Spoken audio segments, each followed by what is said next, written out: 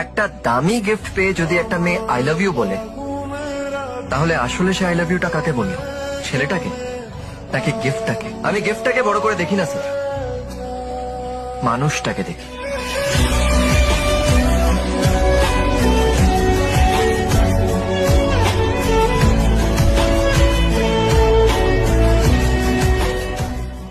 বিশ্বাসেই তো সংসার চলে শ্রুতি, এই বিশ্বাসেই সংসার চলে।